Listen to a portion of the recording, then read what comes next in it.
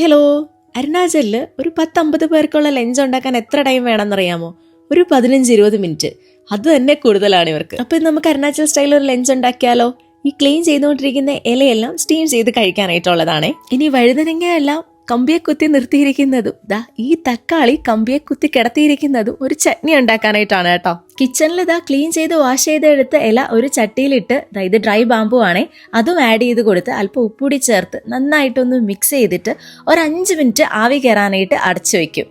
ഇനി beef cook ചെയ്തെടുക്കാം. അതിനെടുക്കുന്ന time എന്ന് പറയുന്നത് ബീഫ് വേകാനുള്ള സമയം മാത്രമാണ് കേട്ടോ. ഒരു ചെമ്പ് വെള്ളം വെച്ചിട്ടുണ്ട്, അതിലേക്ക് ബീഫ് എല്ലാം ഇട്ട് കൊടുത്തിട്ട് വേകാനായിട്ട് അടച്ചു വെക്കും.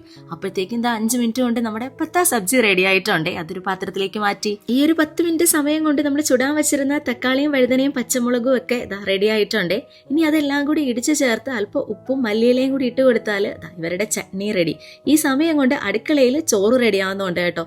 വേഗം വെച്ച ബീഫിന് ഒരു 1/4 ഭാഗം വേവായിട്ടുണ്ട്. ഇനി ഇതിലേക്ക് ഫെർമെന്റഡ് ബാമ്പുവും കൂടെ ആഡ് ചെയ്ത് കൊടുത്തിട്ട് ഒന്നുകൂടെ നന്നായിട്ട് തിളപ്പിച്ചെടുത്ത് കഴിയുമ്പോൾ ബീഫ് ബോയിലും റെഡി. ഇതൊക്കെയാണ് കേട്ടോ അരുണാചലിലെ ഒരു നോർമൽ ഡേയിൽ ഇവർ ചോറിൻ്റെ കൂടെ കഴിക്കാനായിട്ട് ഉണ്ടാക്കുന്ന കറികൾ. അപ്പൊ ഞാൻ ഇനി ലഞ്ച് കഴിക്കട്ടെ. കൂടുതൽ നോർത്ത് ഈസ്റ്റ് വിശേഷങ്ങളായിട്ട് നെക്സ്റ്റ് വീഡിയോയിൽ കാണാം. ബൈ.